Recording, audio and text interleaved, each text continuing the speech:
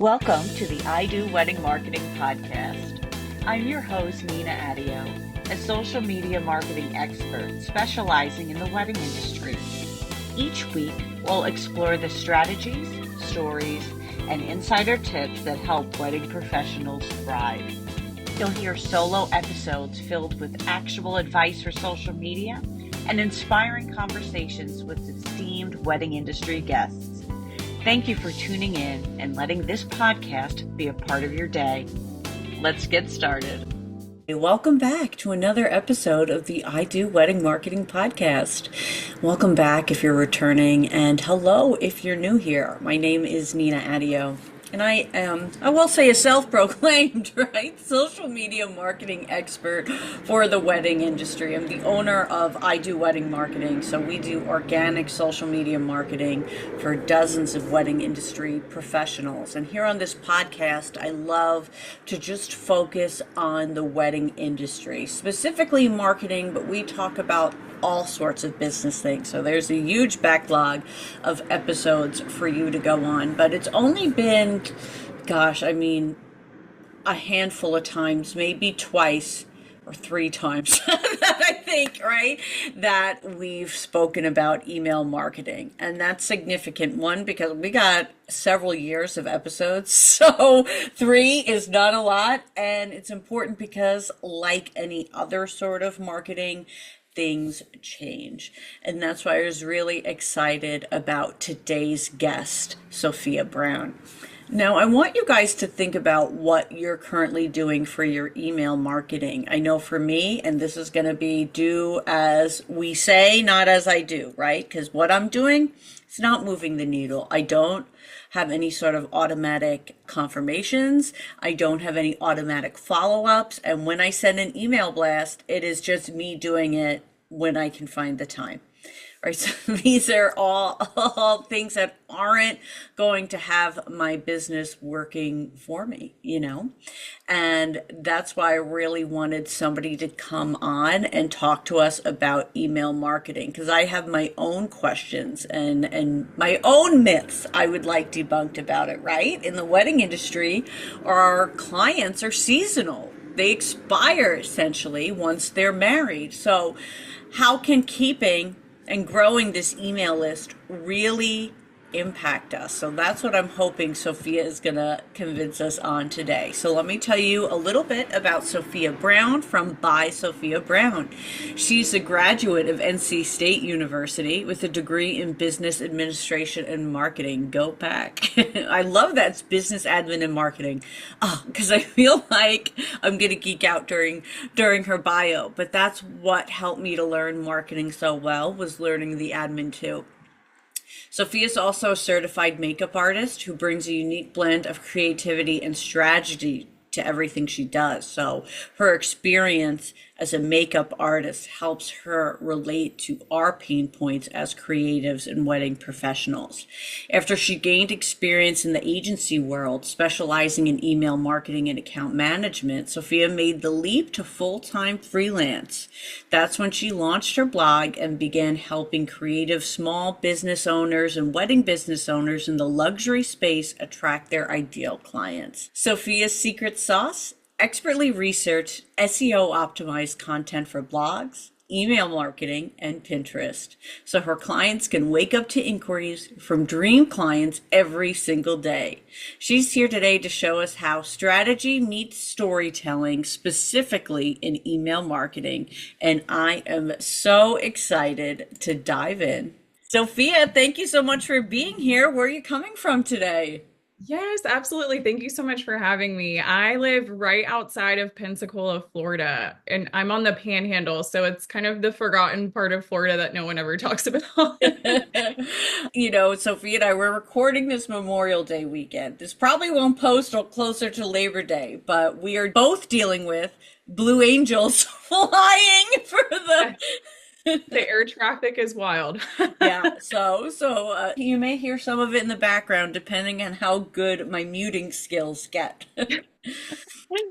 So, Sophia, what I am most eager to know is, as we start things off, right, what is your email marketing origin story, kind of like your superhero origin story, but with email marketing.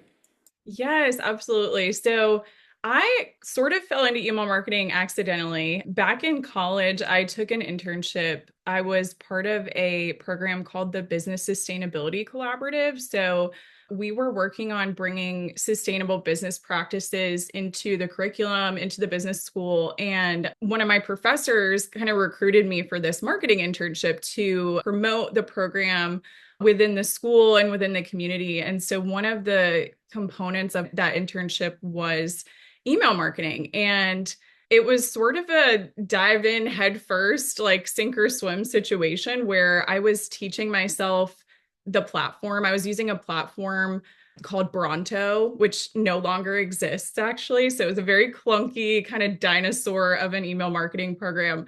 But there was also no educational resources on how to use the platform. So it really and truly was like a self-taught moment for me where I just kind of had to dive right in and learn how to use it, send out newsletters every month. But it was a really cool opportunity for me to dive into something that sparked an interest I never knew I had. I knew I loved writing, but never made that connection that I would enjoy email marketing so much. So after that internship, I actually pursued another internship that was strictly around email marketing. And so went and worked for a company called Eye Contact for a year.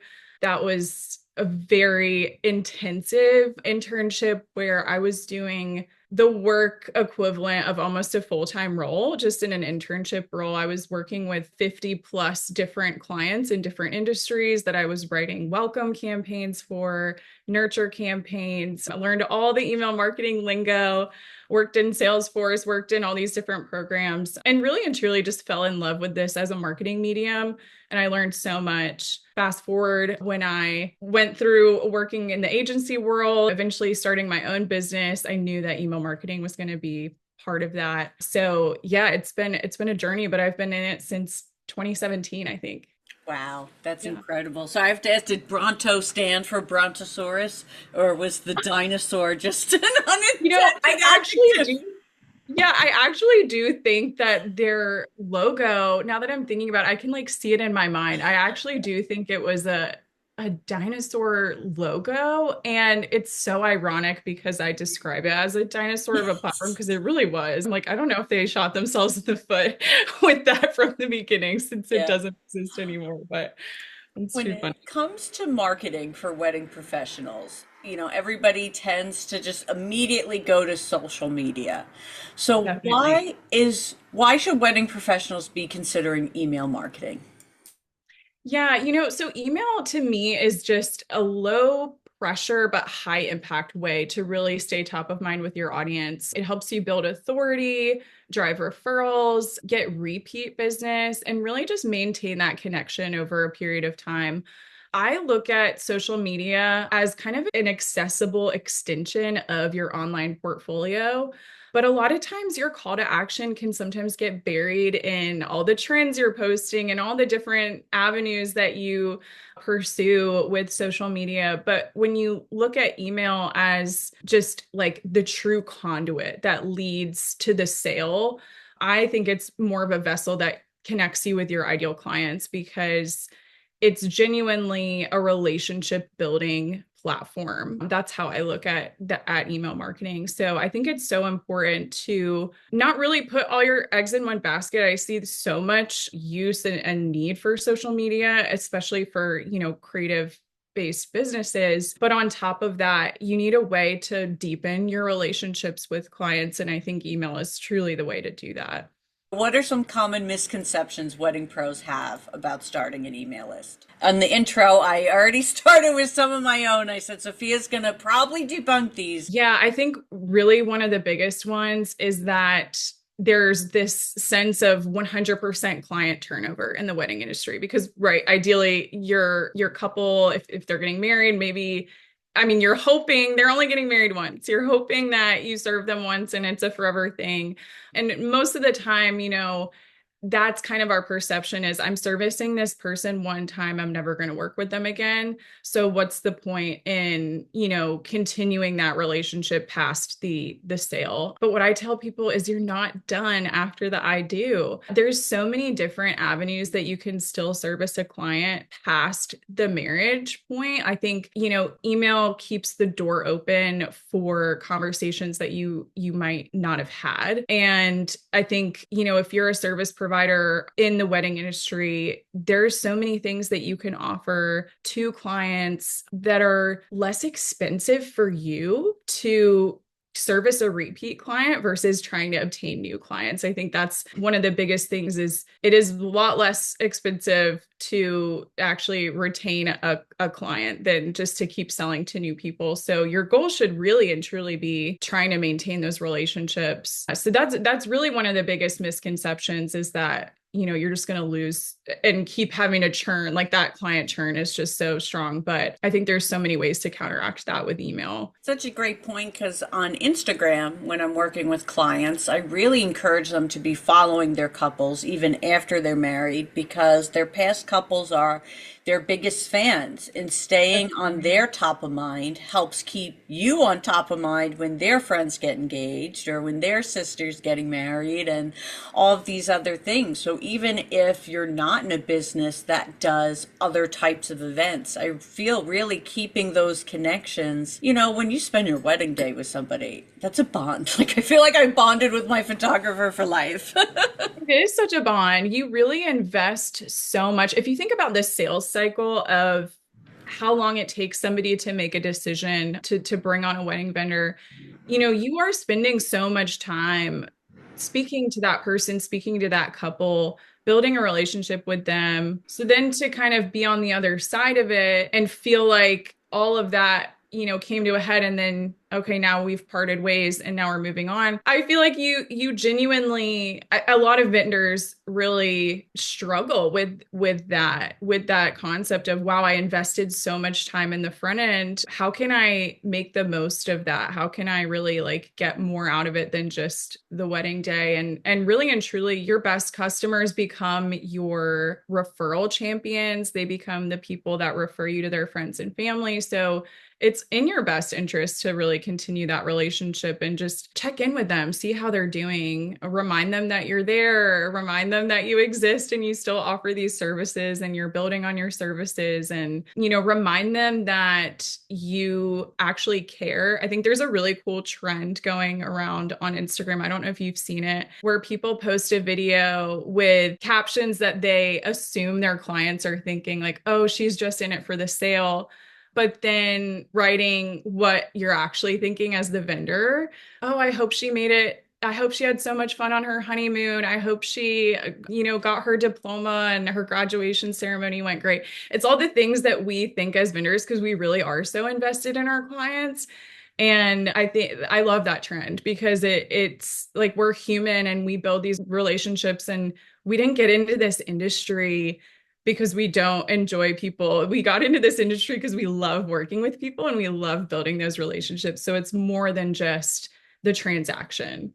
So for someone who's listening and we're selling them on this concept, they're like, all right, but they've never done an email campaign before. First, can you explain the difference between an email campaign and, let's say, just a newsletter or an email? And then second, what is the first step they should take to get started? Yeah, absolutely. So to answer your first question, the difference between an actual campaign and then just a one-off newsletter, a campaign is built around a specific time frame or a promotion. Maybe it's a time sensitive deal that you're running. There's also the welcome campaign or the welcome sequence, which is your first set of emails that goes out to any new subscriber that jumps on your list. But typically a campaign is composed of a specific set number of emails that go out automatically in a workflow, and it's kind of built out to drip over a certain period of time. But an email newsletter you can send out manually at any point in time. It might just be a one-off update to your list. And, I think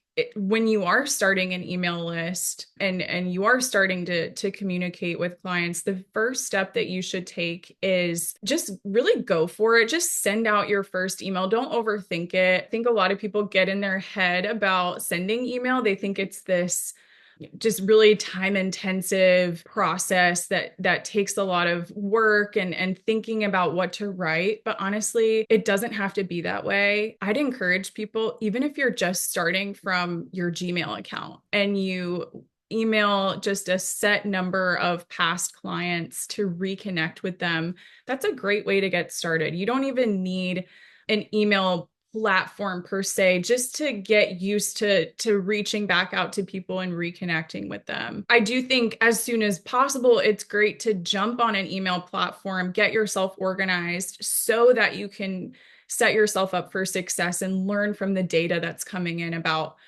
people who are opening and clicking on your emails and understanding what they're engaging with.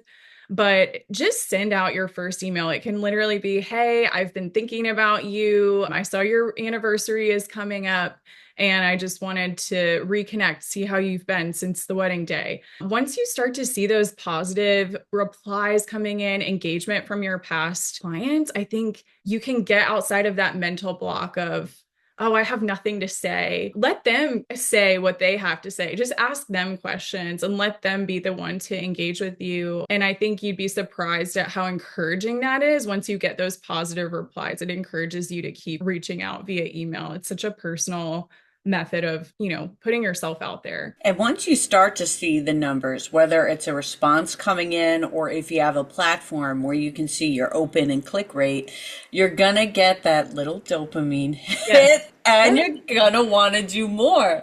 So, what would you recommend for those now? They're ready to grow that email list. You got them hooked on the list. What are the type of lead magnets or opt-ins? And if you can explain a little of what I mean by that, that work best to grow an email list.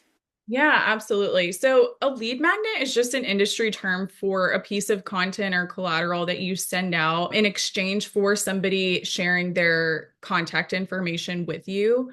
So, for example, a lot of the lead magnets I send out are in the form of beautifully designed PDFs that add a lot of value, and they're free pieces of content. The way that you pay for it as the user is with your email address. So that's the price of getting this PDF sent to you. And usually what I tell people is start, when you're compiling ideas and trying to figure out what should I send to my audience? What should I offer to them? Start with the FAQs that your audience has, the things that you're talking about all the time with your audience, the things that you see are frequently asked questions, and use that as a starting point to build out a free piece of high value original content. So like, for example, if you're a florist and you are often talking to your clients about, their bouquet design and what they want to select for their wedding, you could send out a seasonal floral guide, which goes over which flowers are in season at certain times of year, how to select the type of bouquet. There's so many different shapes of bouquets and styles of bouquets that I think people don't even know about. I think they're going on Pinterest and they're seeing beautiful pictures, but they don't know how to articulate exactly what they want or use the right terms, or they don't even know what the flowers are called. They're just like, they can point and say, I think I like that, or that looks good. But educating your clients on, you're the subject matter expert, right? So give them an insight into your world, like what you're looking at all the time, compile it in a way that's digestible, that's easy to understand. And that just gives them a really high value piece of content that's easy for them to obtain and skim through. And it just positions you as somebody that you want them to win. You want them to learn and understand more about your service, but in a way that's not salesy. You're not really selling them. You're really just educating them. But in that way, you're adding that credibility. So that's just one example. I have so many examples of, lead magnets that help my clients win every day, just through the value that they're adding and the information they're providing. So would you say probably thinking of those, maybe FAQ questions is a great place to start? Great place to start. Absolutely. Because it also saves you time in the long run, right? If you keep getting the same question over and over, don't recreate the wheel. Create a piece of content for yourself too that not only benefits your audience, but then you can send it out to people that are asking you this question and say, "Hey, I actually have a great piece of content that answers that question directly." And you're not having to, rewrite the verbiage every single time. So now that we got them through our lead magnet, how often should we be emailing them?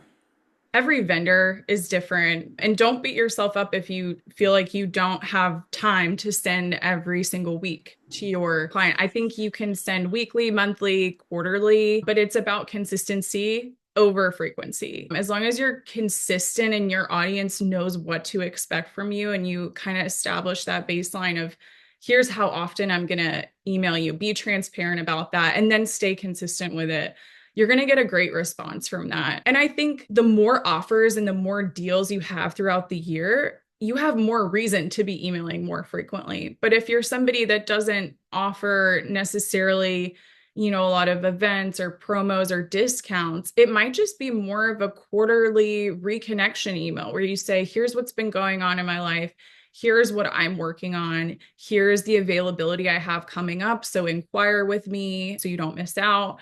I have a wedding photography client right now that we only send out a quarterly newsletter for her. So 4 times a year. And from that, we just sent one out this past in Q1, and somebody reached out to her. The minute it went out, she got an email reply from somebody that's been following her, that's been in her orbit for a while. And they were like, "Oh my gosh, I love this update. Thank you so much for sending this. I've been meaning to reach out to you. I want to book my wedding." And so it sparked this conversation that might not have happened because, that person might not have seen the updates she's posting on Instagram, but she was on her email list. She was actively checking it, and, it made her want to reply in that moment. And I think that's just it's a really cool way to connect with people because you have something deeper to connect on than just, an availability update on your Instagram account. So with these quarterly kind of newsletters, is that something different than what we would set up ideally for a welcome sequence? Yes. So a welcome sequence will always live inside of your account. So anytime that a new subscriber adds themselves or opts into a form or a lead magnet form, they'll be getting that sequence kind of works for you in the background. You don't have to trigger it. You don't have to manage it. You can just set it and forget it, which is what I love about a workflow. Anytime that gets triggered by a new subscriber, they're going to go through the workflow automatically. And, you can put whatever call to action you want within those workflows, any resources or blog links that you want to provide, gallery links that you're sending out, or educational resources that can all live inside of a welcome sequence that just establishes who you are, what you do, and why you serve your clients. Can you give an example of what an effective welcome sequence would look like? Yeah, every vendor is different, but the welcome sequence is more or less the same. Depending on the avenue that they're coming into your list from, it's gonna change. So maybe your first email is actually a response to they signed up for a lead magnet, they're getting on your list. The first email that goes out is delivering that lead magnet. Then maybe the trigger is adding them to your welcome sequence, which is then saying, "Hey, you downloaded my content. I'm so glad you're here. Thanks for joining." A little bit more about me. I think it's important to introduce yourself, establish that point of connection. This is who I am. Tell your story, be a little bit vulnerable and raw, have it be very personal, and then heap the value on in the first few emails is my recommendation, because you want those people to stick around. You want those people to think, okay, yeah, there's a reason I signed up for this list. You don't want them to unsubscribe after the first, "Oh, I got my lead magnet. Now I can unsubscribe because I don't want to be here." You really want to remind them that you're going to continue adding value to their life. You're going to continue giving them resources and information that's relevant to them, that's interesting to them, because they've willingly given you their information. They've said, "Hey, I want you to reach out to me." So don't take that lightly. I think it's so important to really and truly genuinely value the real estate that you're taking up in their inbox. I mean, I think it's important to treat that with respect and just give your subscribers a reason to stick around. That's kind of my advice to anybody that's looking to start out and wondering what type of content should they deliver. Yeah, can we go even deeper on this? And let's say, when somebody inquires, we'll do an example of a photographer. They're probably inquiring with, let's say, at least five others. And let's assume all five have some sort of welcome sequence. Maybe they're all really good on their game. They've listened to the podcast. What can one of our listeners do to stand out? Yeah, I think, it's important to not only have a workflow enabled, but I think it is nice to have that even more personal touch point. Maybe you shoot them a text. Maybe it's not just living in an automatic workflow. I think there's something to be said for somebody who's willing to take the time and just take that one extra step and add it on and say, hey, I know you got my automatic email. I know that you've gotten my information, but I did want to take one more moment to reach out and say, I love your story of how you met. Find a point of connection that's personal and send a manual email, send a manual text if you don't already do that. And then, beyond that, inside of your automatic workflows that are going out, I think it is so important to continue to inspire your client, remind them why they inquired with you in the first place. I think sending out recent work examples, galleries, if you're a photographer, showing them really inspiring aspirational content that is just keeping you top of mind. That's so important to show that you're on your game, you're continuing to serve clients. That's definitely, a great way because they might not be seeing your posts on social media. I think we all have beef with the algorithm these days because our content isn't always being seen by the people that we want to see it. So I think you can work around that by ensuring that an email goes out with your most important galleries that you're excited to promote. And continuing to stay top of mind, I think it's also important to show off the clients that you are highlighting. It reminds clients that, okay, maybe, if I work with this photographer, my wedding will get highlighted.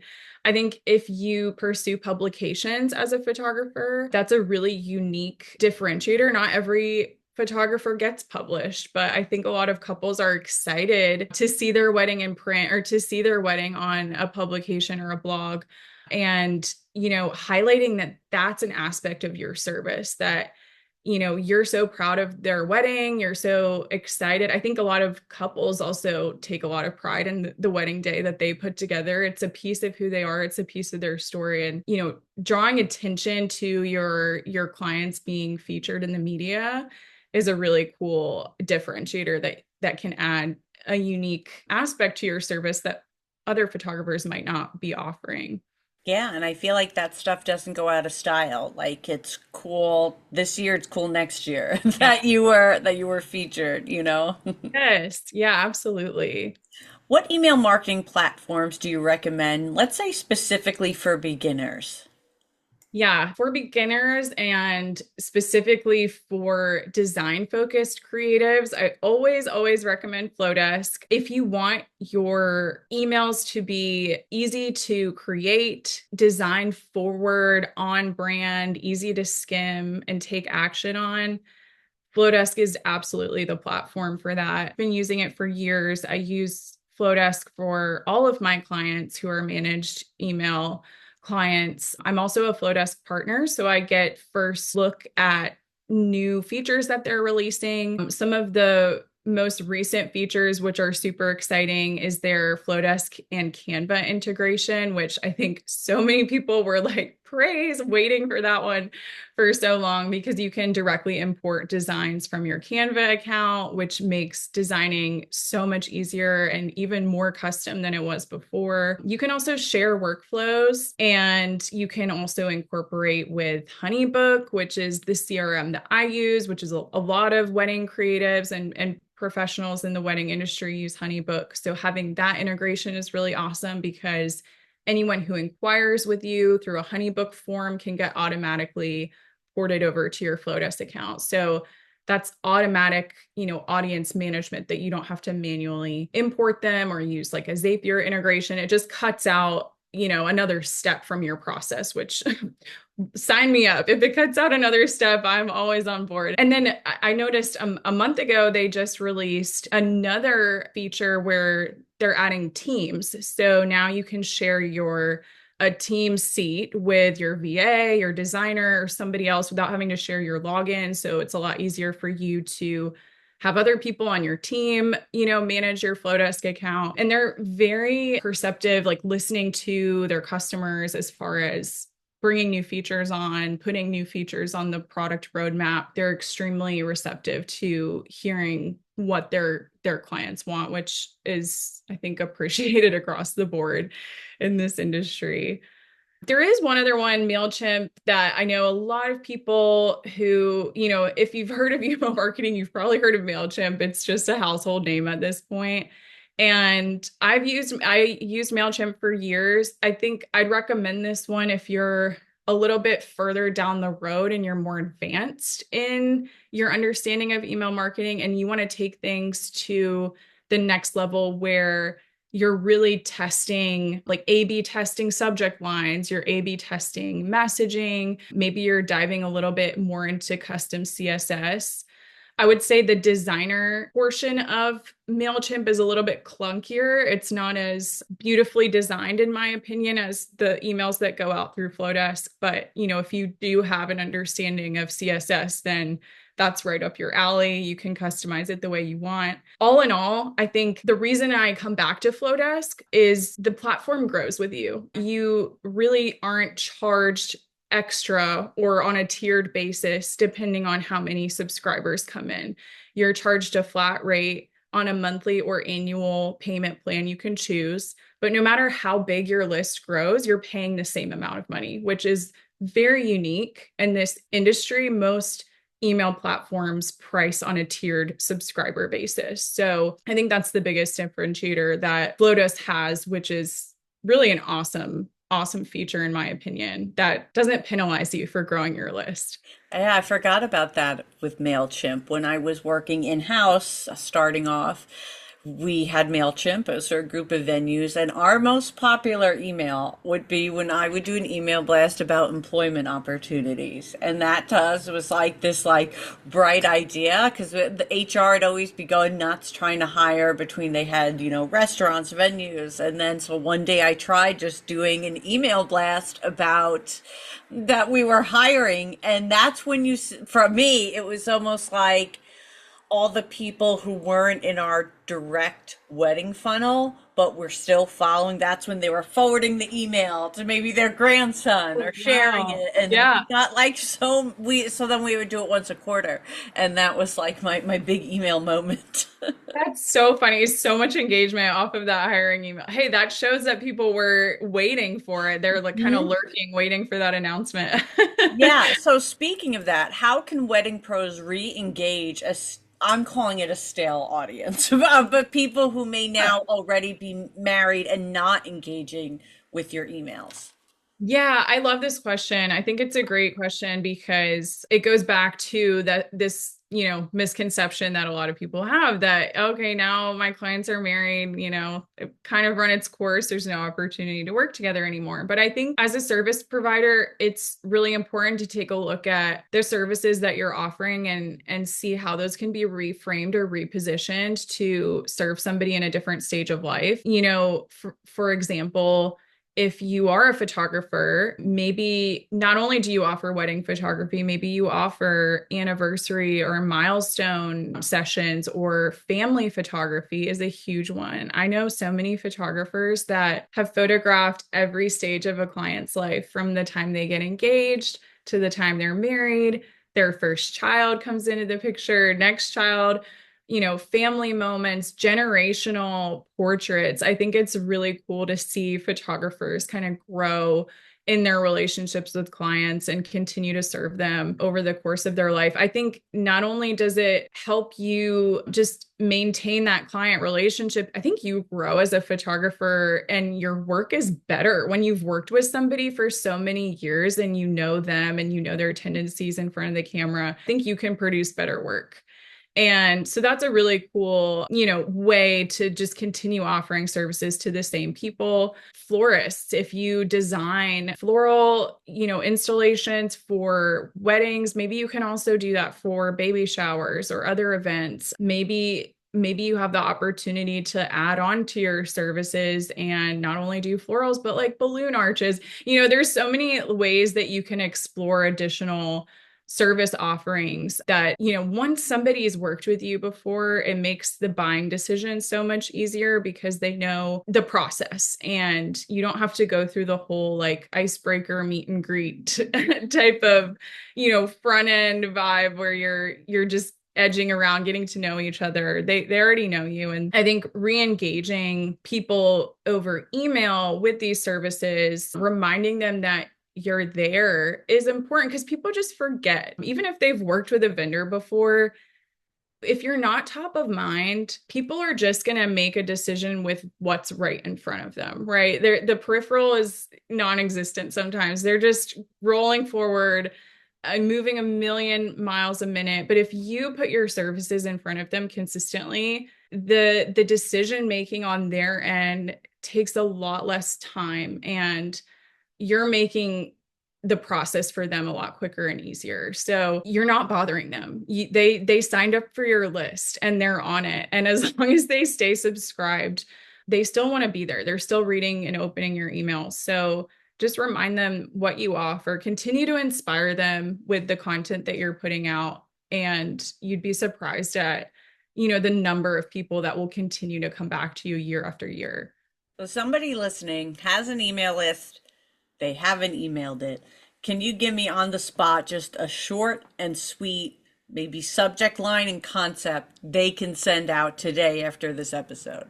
I love that question. I think if you've ghosted everyone for a while, you could really and truly just say something short and sweet like, hey, first name, I took a really long break. Here's why. Generate curiosity, make it vague enough that they have to open the email to really understand what the subject line is about, but give them just enough to be interested in opening it and clicking on it. So any version of that, of took a really long hiatus, but I'm back, or something of that nature that gets them back in the door and just wanting to read about what you've been doing. I love that. And then the email body could just be like, I've been so busy with weddings, I haven't emailed, and it's still like selling what you do, Yeah. Yeah. Hey there, I'm still alive, I Yeah. promise.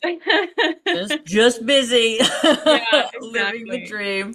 So Exactly. Sophia, what is your morning routine? I'm asking everybody on the podcast this season. I love it. I love that you're asking this now and not like a year ago because I feel so much better about my morning routine these days. Most days I wake up at 5 or 6 a.m. and I go to a bar class downtown. About a 20-minute drive for me. So I like to start my morning with that drive. It kind of wakes me up and gets my day started. And then typically I'll grab breakfast or a drink from one of my favorite local coffee shops that's 2 minutes from the studio I go to. And then I come home and I have to wake up my dog because she is such a princess and she sleeps in. Like most days I walk into the room and she's like on her back with her legs in the air That like a is so diva. funny. Most people are waking up for the dog. No, I have to wake her up in the morning. Like it's ridiculous. She's hilarious. And then after that, I really love to read in the mornings. I like to do a devotional, just something to set my mind up for the day ahead and get me in a great headspace. And then start getting ready for the day, shower, if I have to go somewhere, put makeup on. Yeah. But hopefully not. Yeah. I wear very minimal makeup despite, doing hair and makeup on the side. I usually it's like a tinted moisturizer and mascara for me and that's it. Yeah. Yeah. Some days I have what I call the roll and go, where it is what it sounds. You just roll out of bed and go. Love that. I love that. It's hilarious.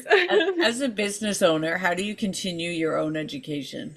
Well, I do listen to a lot of podcasts. I love listening to your podcast. I think it's so awesome to hear from other wedding vendors and people that work in this space. I do read a ton of blogs and, business related books. One of my favorite books recently has been Building a Story Brand by Donald Miller.